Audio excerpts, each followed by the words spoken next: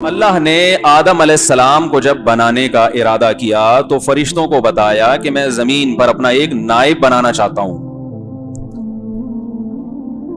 کتنا بڑا عہدہ کہ اپنی خلافت اس کو دی جا رہی ہے, نیابت اس کو دی جا رہی ہے. خلافت کا مطلب کیا ہے؟ یہ زمین پر اللہ کا نظام قائم کرے گا. اسلام میں ہر آدمی اپنے اپنے طور پر عبادت کرتا رہے, اپنی نماز, اپنی زکوٰۃ, اپنا روزہ, جسے پشتوں میں کہتے ہیں اخپل طریقے سے چلتا رہے. یہ مقصود کائنات نہیں ہے, یہ نہیں بتایا گیا. مقصود کائنات بتایا گیا کہ اس زمین پر نظام کس کا ہوگا؟ اللہ کا. رسول اللہ صلی اللہ علیہ وسلم جب دنیا میں آئے تو اگر آپ صلی اللہ علیہ وسلم اپنی عبادت کرتے تو کوئی آپ کو تنگ کرتا؟ بولو نا. آپ نے غار حرا میں عبادت کی ہے, کسی نے بھی آپ صلی اللہ علیہ وسلم پر انگلی نہیں اٹھائی کہ آپ کیوں عبادت کرتے ہیں.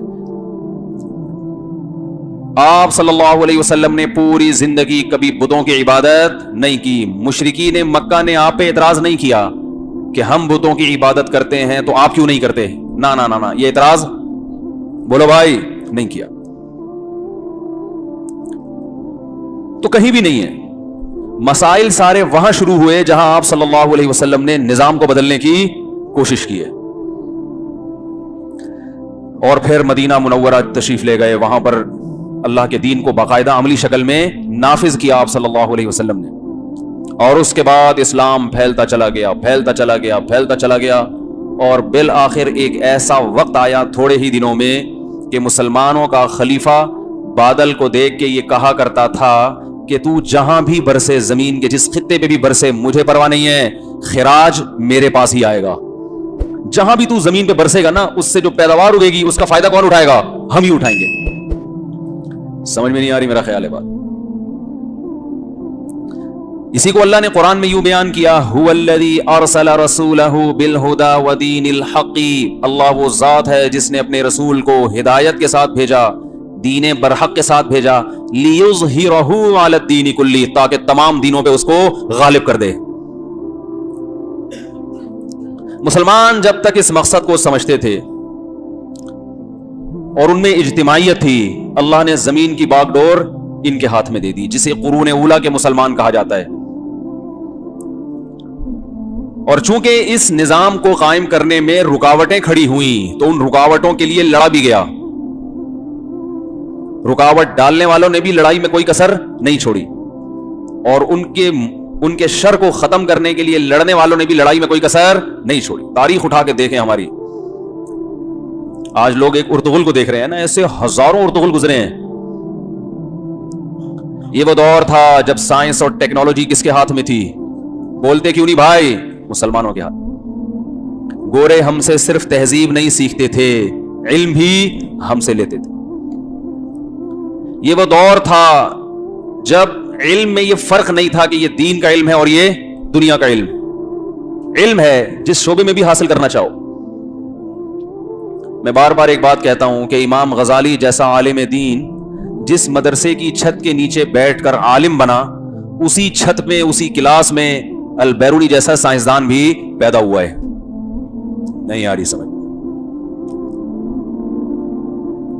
البیرونی بہت بڑا سائنسدان تھا. آج بھی البیرونی ہی کی جو ایکویشنز ہیں ان میں ایک حرف بھی تبدیلی نہیں ہوئی ہے. کرو ٹریگنومیٹری کی ساری البیرونی کی ایجاد کردہ ہیں, سب اسی کو چلا رہے ہیں اب بھی, اور چینج ہو نہیں سکتی وہ.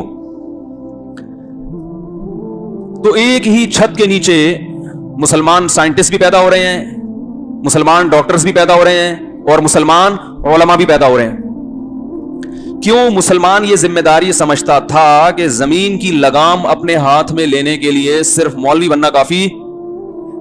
مسلمان یہ سمجھتا تھا کہ زمین پر حکومت کے لیے, زمین کی قیادت, حکومت کا لفظ لوگوں کو برا لگتا ہے, قیادت کہہ لو نا, دنیا کا قائد بننے کے لیے, دنیا کی لیڈرشپ, بلکہ دنیا کو لیڈ کرنے کے لیے, دنیا کو رہنمائی دینے کے لیے, جب تک دونوں قوتیں, دونوں علم ہمارے پاس نہیں ہوں گے اس وقت تک ہم دنیا کو لیڈ نہیں کر سکتے, دنیا کی رہنمائی نہیں کر سکتے.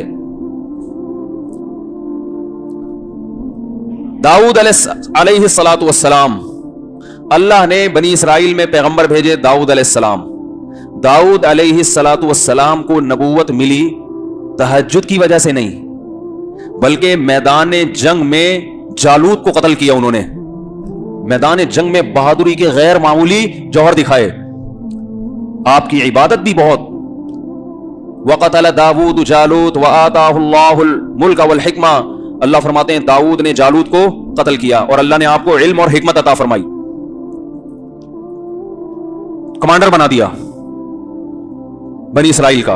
और फिर आपकी कमांड में लड़ाई हुई है और अल्लाह ने जमीन के बहुत बड़े खित्ते पर आपकी हुकूमत को कायम कर दिया। तो दाऊद अलैहिस्सलाम के हाथ में अल्लाह ने लोहे को नरम कर दिया कि जिरहें बनाए। असबाब के बगैर, टेक्नोलॉजी के बगैर, अगर आदम अलैहिस्सलाम की पैदाइश का जो मकसद था उसको पूरा करना मुमकिन होता तो अल्लाह दाऊद अलैहिस्सलाम के हाथ में लोहे को पिघलाता और उन्हें हुक्म देता कि जिरहें बनाओ और असलहा बनाओ। बोलो ना क्या हो गया? दाऊद अलैहिस्सलातु वस्सलाम की हुकूमत कायम हुई, फिर सुलेमान अलैहिस्सलाम की, और बिल आखिर फिर आहिस्ता आहिस्ता आहिस्ता आहिस्ता बनी इसराइल के हाथ से दुनिया निकल गई। और उसकी वजह ऐश और इशरत में पड़ना, अय्याशी में पड़ना। फखलफ मिन बादिहिम खल्फुन अज़ाउस सलात वत्तबउश शहवात, सबसे पहली खराबी जो बनी इसराइल में आई, नमाजों का जाया करना। तो मैं ये अर्ज कर रहा था कि दोनों इल्म इस जमीन पर हुकूमत के लिए, जमीन की क़यादत के लिए जरूरी। अगर सिर्फ मादी इल्म हासिल हो, दुनिया दीन का इल्म ना हो, तो इंसान दरिंदगी की तरफ चला जाएगा। वो लोगों की क़यादत गलत चीज में करना शुरू कर देगा, जैसे आज दुनिया में हो रहा है। तो अल्लाह ने आदम अलैहिस्सलाम को भेजा जमीन में खलीफा बना के। ये खिलाफत की कोशिश उसी वक्त से शुरू। जमीन पे बहुत सारे पैगंबर आए जिनके जरिए अल्लाह ने निजाम को नाफिज किया, दीनी निजाम को, अल्लाह के कानून को। आखिर में रसूलुल्लाह सल्लल्लाहु अलैहि वसल्लम आए जिनके जरिए अल्लाह ताला ने इस्लाम को दुनिया में गालिब कर दिया। और ये वो वक्त था कि हमारे पास दोनों किस्म के उलूम थे। आपको मालूम होना चाहिए कि एक अंग्रेज ने ये बात लिखी है कि अगर मुसलमान साइंटिस्ट ना होते तो आज दुनिया तरक्की की जिस इंतहा पे पहुंची हुई है, आज से 500 साल के बाद यहां पहुंचती। मुसलमान साइंसदानों ने 500 साल का फासला, बोलो भाई, कम कर दिया है। 500 साल का फासला कम कर दिया मुसलमान साइंसदानों ने। हमारे एक जानने वाले हैं, उन्होंने मुझे कहा कि उलमा जो है वो अपनी जिम्मेदारी पूरी नहीं करते। अलजबरा के खिलाफ मुफ्तियों का फतवा है कि अलजबरा जायज नहीं है। वो पता नहीं क्या क्या वो बातें कर रहे थे। मैंने कहा भाई, अलजबरा के खिलाफ, मैथमेटिक्स के खिलाफ, मैंने वो 2-3 फतवे मिलते हैं कि जब खिलाफत उस्मानिया में प्रेस, जब यूरोप ने प्रेस इजाद किया ना किताबें छापने के लिए, तो बाज मुफ्तियों ने उसके खिलाफ फतवा दिया कि ये हराम है, ये कागज की बेहुरमती है, उससे बड़ा नुकसान हुआ मुसलमानों को। लेकिन ये 2-4 ही होते हैं हर जगह। इसका यह मतलब नहीं होता कि उलमा अपनी जिम्मेदारी पूरी नहीं करते रहे। तो अलजबरा का मूजिद मुसलमान रियाजीदान था जिसको मोहम्मद बिन मूसा अल खवारिज़िम कहा जाता है। ये इसने अलजबरा इजाद किया है। लॉगरिथम मुसलमानों की इजाद है। तो बड़ी बड़ी अमाउंट्स है ना, उनको जब आपस में मल्टीप्लाई किया जाता है, तो कैलकुलेटर तो थे नहीं। तो जब तक मुसलमान अपनी जिम्मेदारी समझता था कि मेरा मकसद सिर्फ जाती इबादत नहीं है बल्कि जमीन पर अल्लाह का निजाम नाफिज करना है, तो मुसलमान ने दोनों उलूम में भरपूर तरक्की की है। और उस वक्त हमारी, यानी आज से आप 150-200 साल पहले अगर जाते हो तो 2 हमारी बड़ी रियासतें थीं। एक मुगल बादशाहों की हुकूमत हिंदुस्तान में और एक खिलाफत उस्मानिया। ये 2 बड़ी जबरदस्त ताकतें थी मुसलमानों के पास और हम गैरों के मोहताज नहीं थे। ये ज्यादा पुरानी बात नहीं है, 1920 के करीब करीब खिलाफत उस्मानिया का खात्मा हुआ है। तो अल्लाह ताला ने इंसान को जमीन में खिलाफत के लिए पैदा किया और अपने निजाम को नाफिज करने के लिए। और ये निजाम नाफिज करना, इसमें लड़ाई भी इसका एक हिस्सा है, क्योंकि बातिल कुव्वतें आपको नाफिज नहीं करने देंगी। वो नहीं चाहते। वो कहते हैं आप नमाजें पढ़ें, रोजे रखें अपने तौर पर, आप सिस्टम को चेंज करने की कोशिश ना करें। जबकि इस्लाम सिस्टम में तब्दीली मांगता है। तो नतीजा यह निकला, सबसे पहले हमारी खिलाफत कायम हुई खुलफाए राशिदीन की।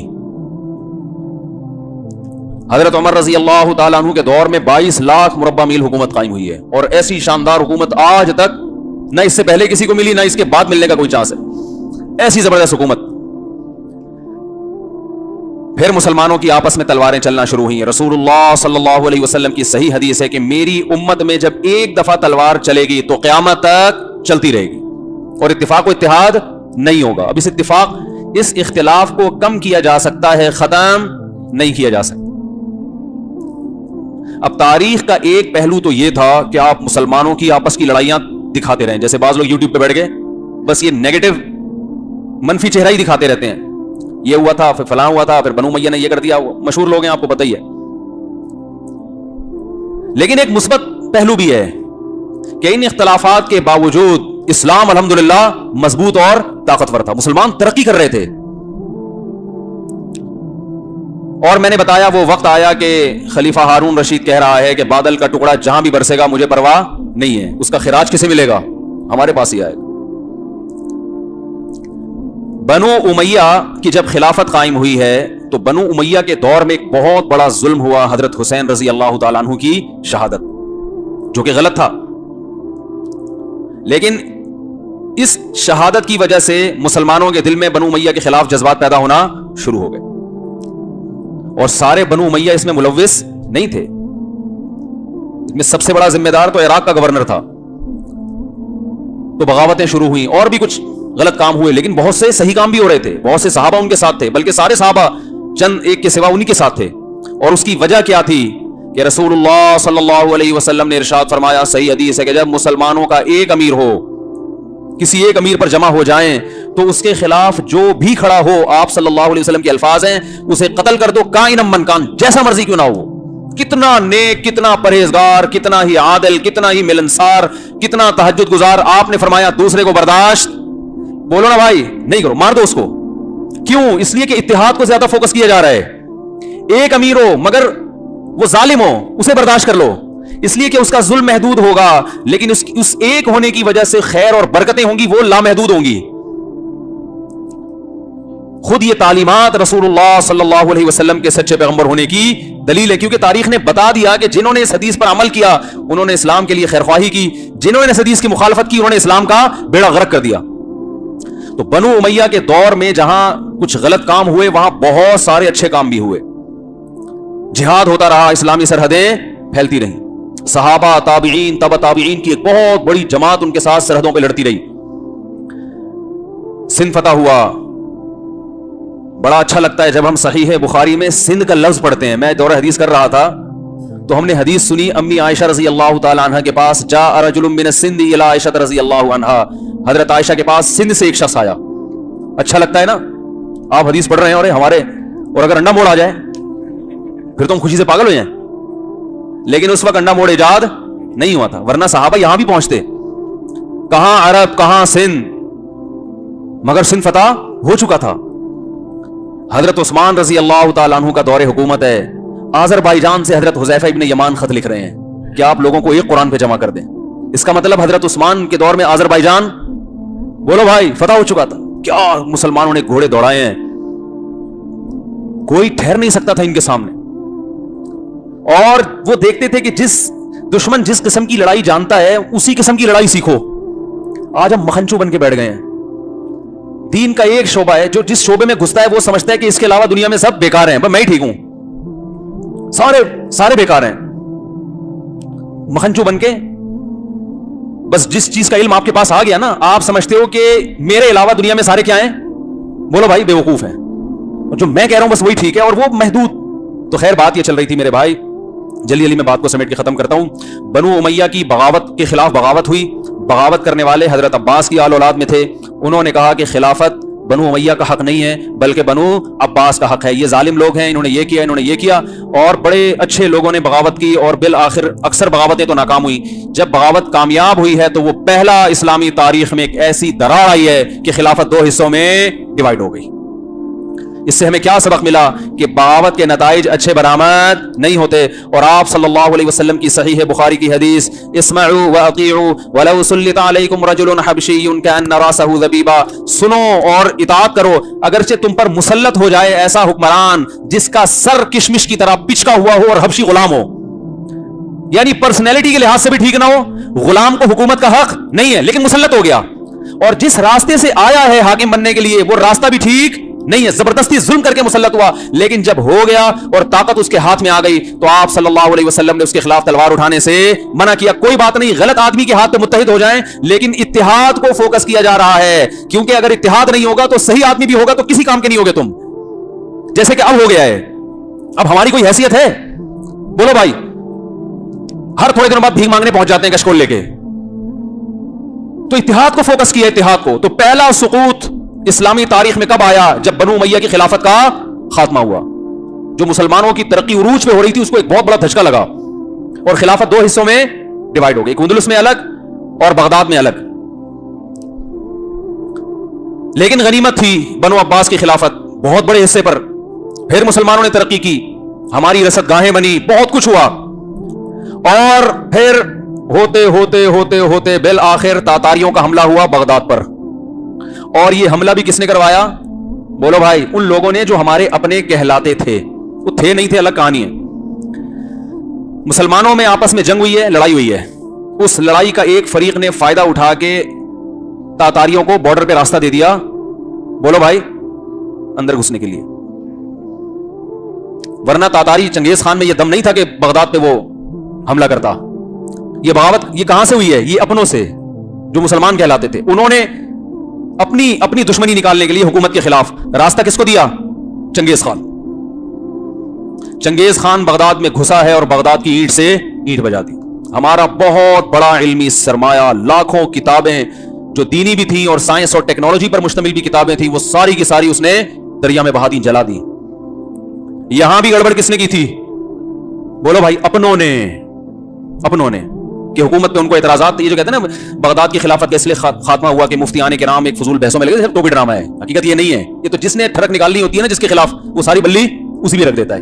تو چونکہ بعض لوگوں کو علماء سے ویسے ہی کوئی جیلسی ہے تو ہر مسئلہ کس پہ ڈال دیتے ہیں؟ علماء پہ ڈال دیتے ہیں.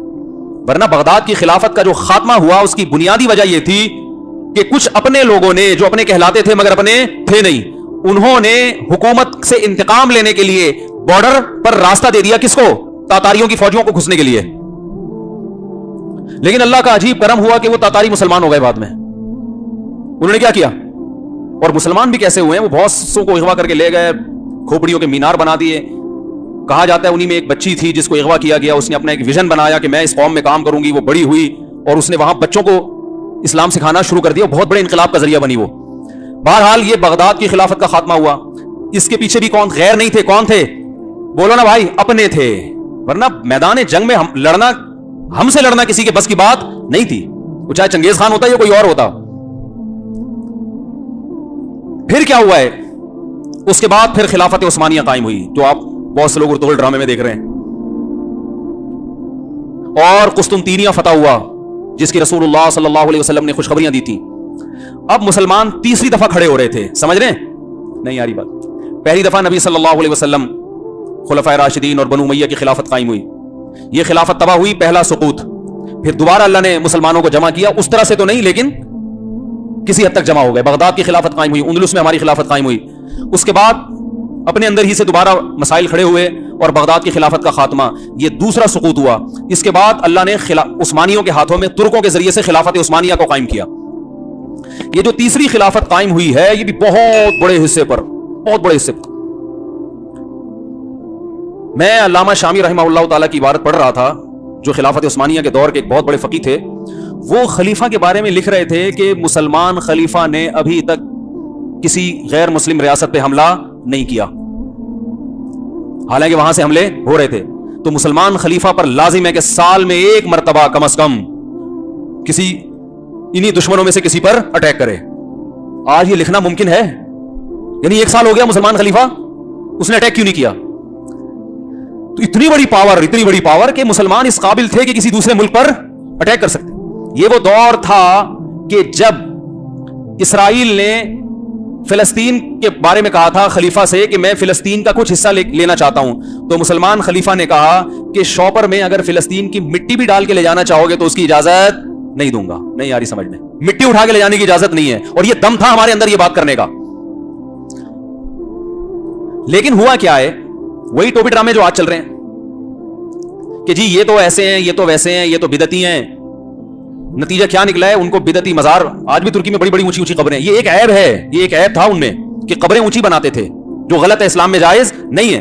लेकिन वही बात रसूलुल्लाह सल्लल्लाहु अलैहि वसल्लम की कि मुसलमानों का जब कोई खलीफा हो तो कैसा ही क्यों ना हो, उसके खिलाफ तलवार उठाने की तुम्हें इजाजत, बोलो भाई, नहीं है इजाजत। आप अच्छाई के लेबल के साथ उसके खिलाफ बगावत करोगे और इससे भी जाओगे। एक बुराई थी कि कब्रें ऊंची थी, लेकिन शिर्क नहीं था उनमें, शिर्क नहीं था, आज भी नहीं है तुर्की में शिर्क। ये गलत काम था, इस पे आराम से मेहनत होती, मोहब्बत से समझाते उनको भाई ये गलत है, इस्लाम में जायज नहीं है, मान जाते ठीक है, नहीं तो अपने हाल पे छोड़ देते, ये सोच के कि मुसलमानों की एक पावर तो है ना, ताकत तो है, गैरों की आंखों में आंखें डाल के बात तो कर सकते हैं। लेकिन उस वक्त मक्का के जो गवर्नर था, जिसको शरीफ मक्का कहा जाता था, वो अरबी था, उसको अंग्रेजों ने जाके उकसाया, नहीं आ रही बात, उसे क्या किया? उकसाया कि ये मुशरिक हैं, ये बिदती हैं। जैसे आज बहुत से लोग, जितने उलमा बड़े बड़े गुजरे हैं ना, सबकी किताबों में कीड़े निकाल निकाल के सबको गलत करार दे रहे हैं। ये नहीं देख रहे कि सारे गलत हो गए तो उम्मत जाएगी कहां फिर? भाई हर अच्छे में कुछ ना कुछ खामियां होती हैं, तो उन खामियों की इस्लाह की कोशिश की जाती है, शख्सियतों को थोड़ी गलत कहा जाता है। तो शरीफ मक्का को गोरों ने उकसाया कि तुम अरबी हो और ये अजमी हैं, ये तुर्क हैं, इस्लाम तो असल में तुम्हारा था, ये कब से इस्लाम के ठेकेदार बन गए? लेवल बड़े अच्छे हैं कि नहीं है? भाई इस्लाम तो मक्का में आया था, ये तुर्क कौन? हालांकि तुर्क की सारी जंगें इस्लाम के लिए थी। इस्लाम अभी भी आप देखो उर्तुगुल ड्रामे में, मैंने नहीं अब तक देखा वो ड्रामा, लोग बताते हैं कि इस्लाम दिखाया जा रहा है, तुर्की नहीं दिखाया जा रहा, ये दिखाया जा रहे हैं जंगे इस्लाम के लिए लड़ रहे हैं, कौम नहीं दिखाई जा रही। और आज अरब की जितनी जंगें हैं सब में अरबियत दिखाई जा रही है, इस्लाम नहीं दिखाया जा रहा। अरब इसराइल जंग क्या होती है मेरे भाई? इस्लाम और इसराइल जंग होती है ना। कभी अरबों के मुंह से फूटे मुंह सुना आपने कि ये इस्लाम और यहूदियों की जंग है? कभी सुना आपने? हर अखबार में, हर चैनल पे अरब और इसराइल की जंग, ये अरबियत है, अरबियत, ये इस्लाम नहीं है। मैंने खुद एक सऊदी अरब के एक मोतबर अरब आलिम से अपने कानों से सुना, बहुत बड़े आलिम थे, शेख सालेह अल उसैमीन रहिमहुल्लाह, अल्लाह उनकी मग़फ़िरत फरमाए। उन्होंने फरमाया इसराइल की जो जंग है अरब के खिलाफ, इस जंग में कभी भी अरबों को फतह नहीं होगी, क्योंकि ये अरब इसराइल जंग है। अल्लाह ने अरबों की मदद का वादा नहीं किया, अल्लाह ने मुसलमानों की मदद का वादा किया, इस्लाम की मदद का। जिस दिन इस जंग को मुस्लिम और इसराइल की जंग का नाम दिया गया, अल्लाह की मदद आएगी। वो खुद अरबों के ये बात कर रहे हैं। बहुत मुश्किल है भाई, बात समझाना बहुत मुश्किल। लिसानियत, असबियत, वो जो बदबूदार नारे जो रसूलुल्लाह सल्लल्लाहु अलैहि वसल्लम अपने पांव के तलवों के नीचे कुचल के गए थे, उसी को दोबारा फरोग दिया अंग्रेज ने। कहां पर? सऊदी अरब में। तो शरीफ मक्का जो खिलाफत उस्मानिया में गवर्नर था मक्का का, अरबी था, उसे जाके बरतानिया ने उकसाया कि तुम क्या हो? अरब। और खिलाफत किसकी है? अजमियों की। ओ भाई जिसकी भी है, तुम्हारी हिफाजत तो कर रहे हैं ना, तुम्हें गैरों से बचा के तो रखा हुआ है, हरमैन की हिफाजत तो हो रही है। उसको उठा लिया। और आपको पता है इनका काम है, काम लेने के बाद क्या कर देते हैं? साइड पे लगा देते हैं। उस शरीफ मक्का को बार बार जाके वर्गलाया कि तुम अरब हो, तुम अरब हो। और उसके साथ कुछ अरबी मिल गए, बहुत से अरबों ने मुखालफत की। उन्होंने कहा नहीं, हम इस बगावत को नहीं मानते, नबी सल्लल्लाहु अलैहि वसल्लम ने बगावत से मना किया है। लेकिन साथ बरतानिया था, वो फोर्स कर रहा था। शरीफ मक्का जो उस वक्त का गवर्नर था, जिसको शरीफ मक्का कहा जाता था, उसने अपनी अरबियत की बेस पे खिलाफत उस्मानिया के खिलाफ मदीना में मक्का में बगावत का ऐलान कर दिया।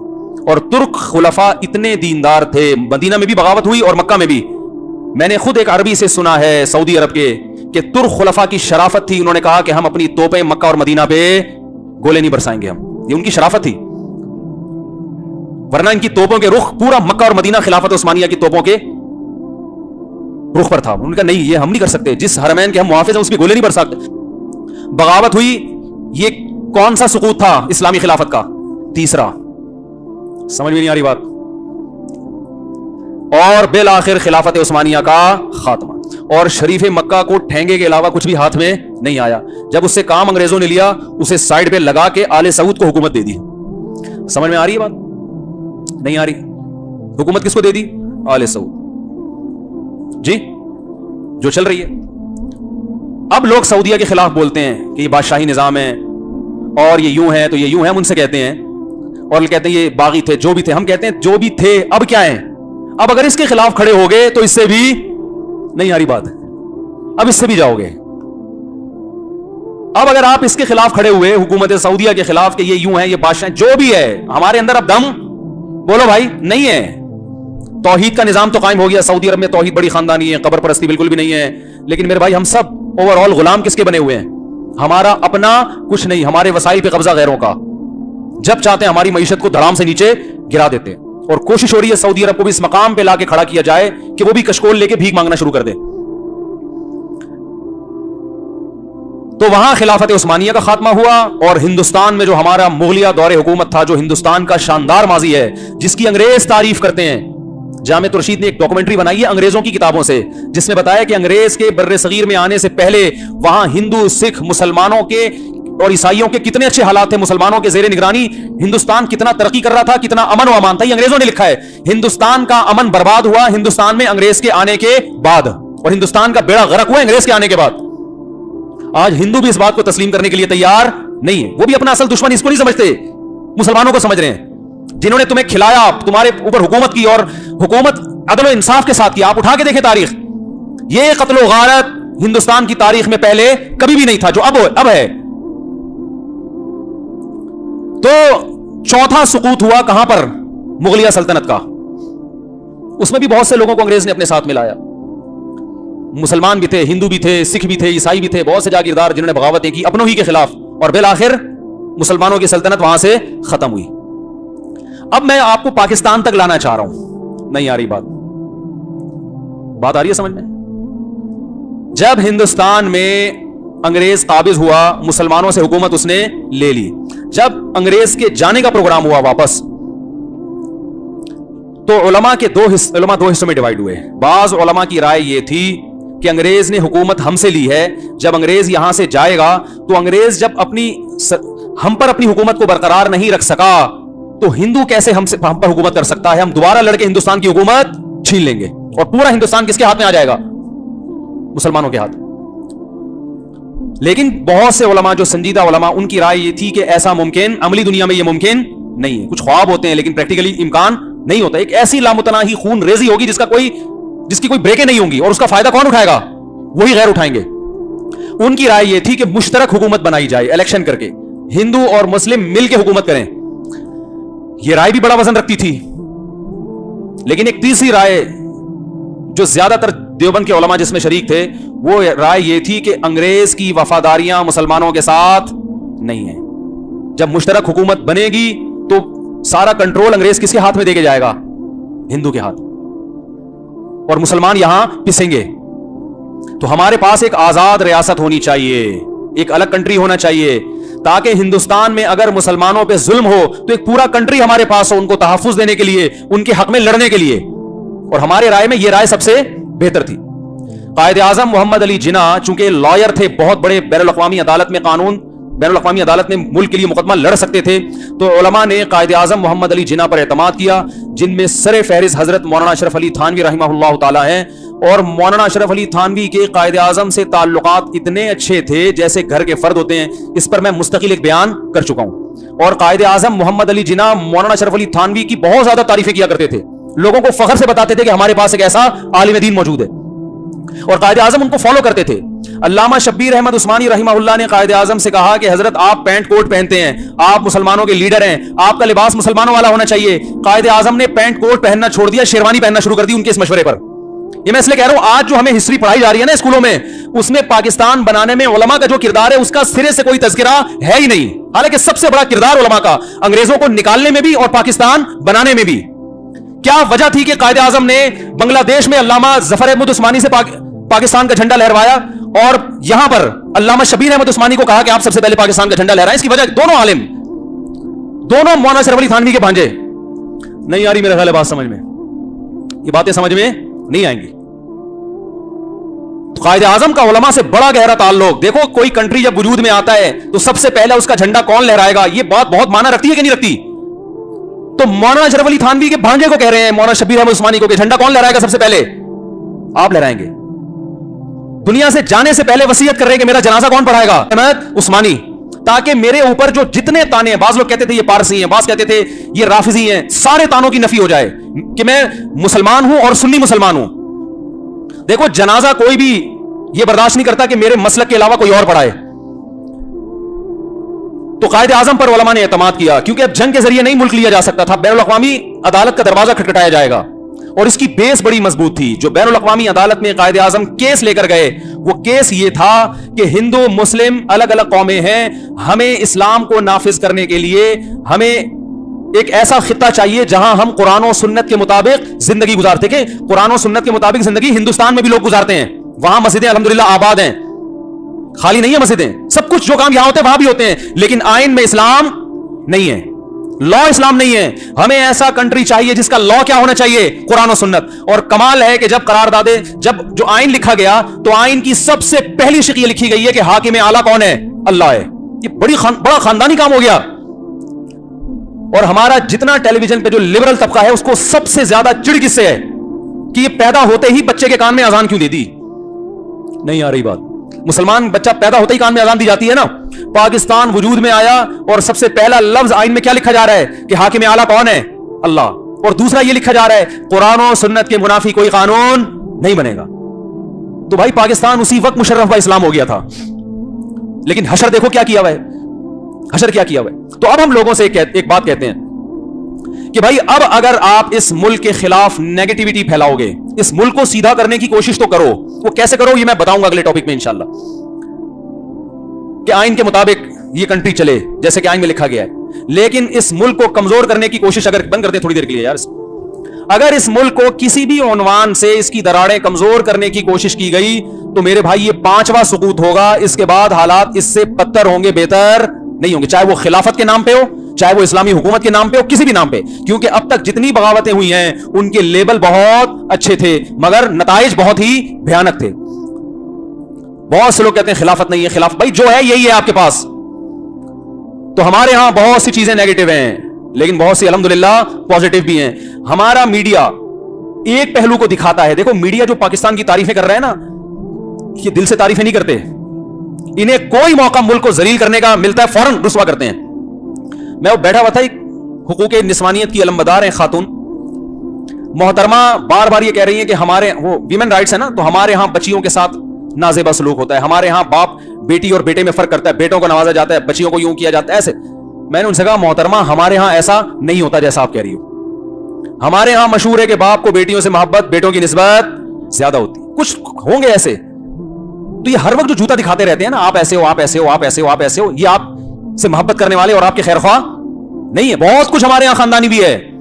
ہمارے تو بڑا میں ایک آسٹریلیا میں تھا, میں نے وہاں بیان کیا, بڑا اچھا کنٹری, بڑا صاف ستھرا, عدل و انصاف, امن شانتی, بہت مزہ آیا. تو ایک دم جب انسان باہر جاتا ہے کہتا ہے یار یہ دیکھو یہ غیر مسلم ملک ہے, ان کے مسلمان, ان کے حاکم بھی غیر مسلم, عوام بھی غیر مسلم, کتنا سکون, اور ہمارا مسلمان کنٹری ہے بھائی, اور ہمارے یہاں کیا ہو رہا ہے.